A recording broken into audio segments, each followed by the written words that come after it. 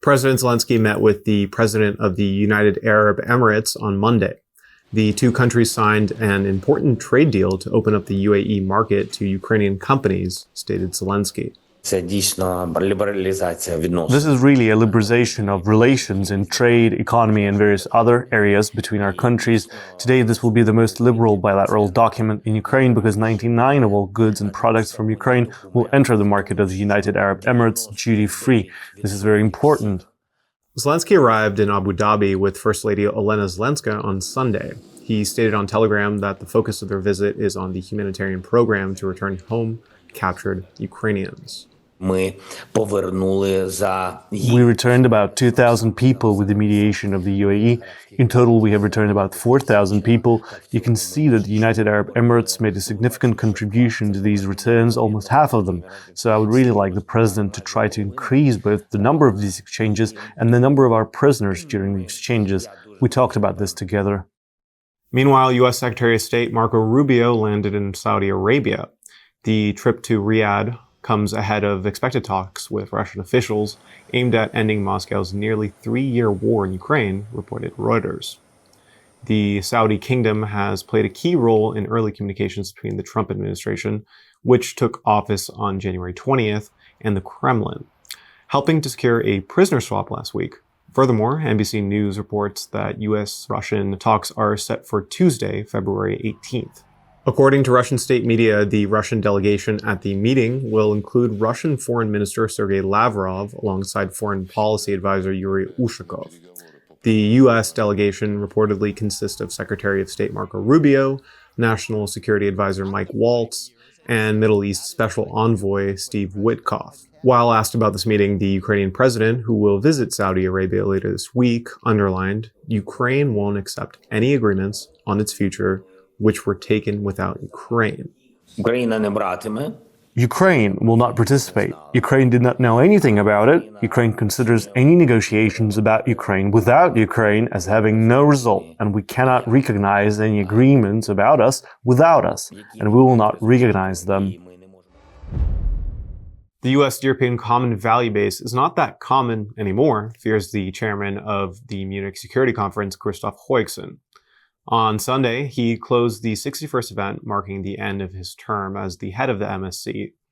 In his remarks, Heuchsen thanked all the European leaders. However, he also recalled the speech given by U.S. Vice President J.D. Vance. With Ewald von Kleist, this conference started as a transatlantic conference. After the speech of Vice President Vance on Friday, we have to fear that our common value base is not that common anymore. I'm very grateful to all those European politicians that spoke out and reaffirmed the values and principles that they are defending. No one did this better than President Zelenskyy. Let me conclude, and this becomes difficult.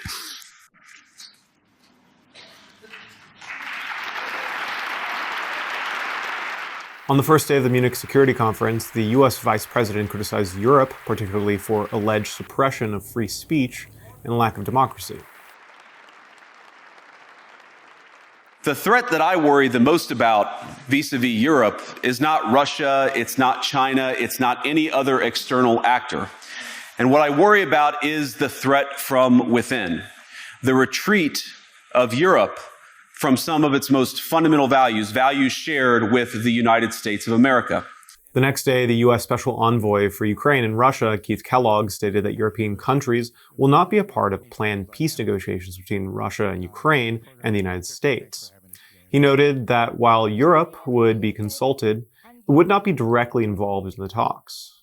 I said, I'm a school of realism. I think that's not going to happen. But I said, that's one of the reasons I'm here talking to people.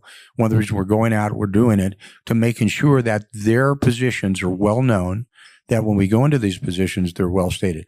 Part of the problem that we looked at when you looked at Minsk too, there was a lot of people at the table that really had no ability to execute some type of peace process, and it failed miserably.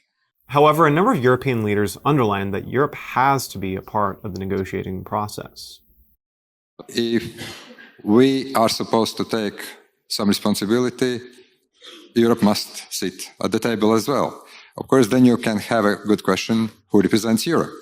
We have European chief foreign policy, the chief of the foreign policy. We have big countries, but I think we are going to sort this out. Meanwhile, Finland's president, Alexander Stubb, proposed a diplomatic approach similar to the one used in Kosovo, suggesting that Europe appoint a high-profile envoy. At the same time, President Zelenskyy underlined that Kyiv will never accept any deal made behind its back. He also stated that the decision could not be made by just a few leaders.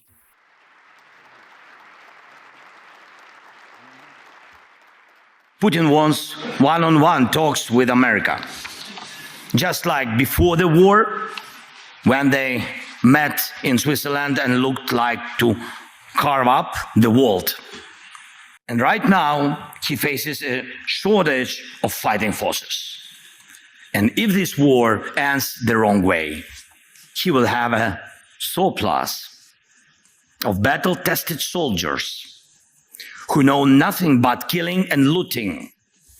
And that is yet another reason why this war cannot be decided by just a few leaders, not by Trump and Putin, not by me and Putin, not by anyone here in Munich sitting down with Putin alone. We must apply pressure together to make real peace.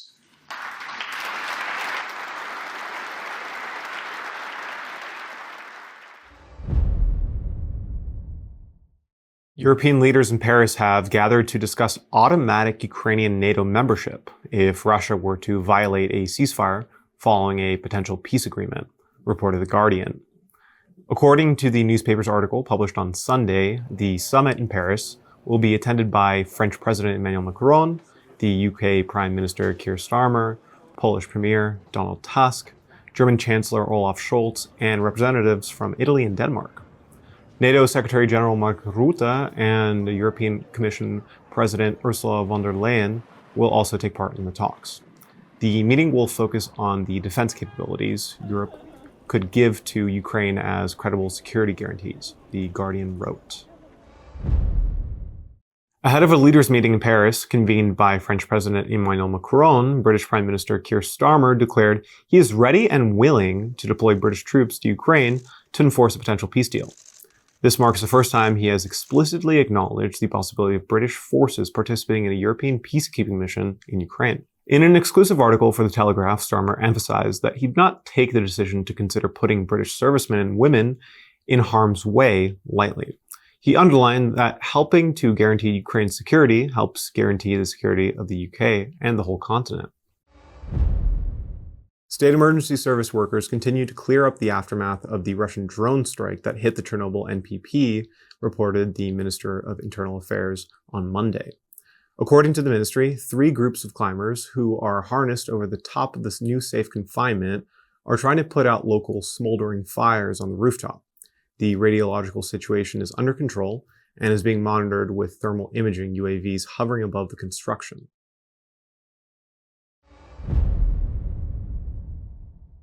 A fire at a manufacturing facility in Voronezh has destroyed 2 Russian R-330Zh Zhitel electronic warfare systems, which were reportedly intended for deployment in Ukraine.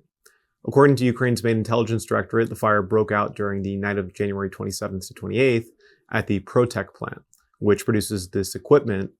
The Zhitel is a modern Russian EW system designed for automated detection, direction finding, and analysis of radio emissions. It is claimed it can jam satellite communication terminals, GPS navigation systems, and GSM cellular networks. Ukraine secured 3rd place at the Invictus Games held in Vancouver and Whistler this year. Ukrainian veterans took home 30 medals, reports disputing the media, 12 of them gold. This is the 2nd best result since Ukraine first participated in the Games back in 2017.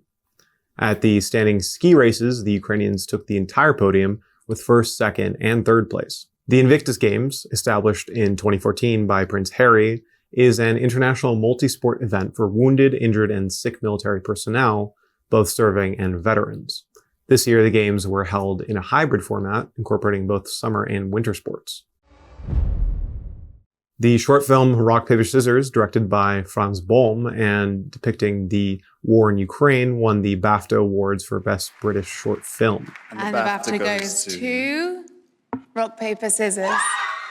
Based on true events, the film tells the story of a father and son running an improvised frontline hospital. While accepting the award alongside the film's team, Ukrainian actor Alexander Rudinsky, who played the lead role, dedicated the victory to a friend who was killed in the war against Russia.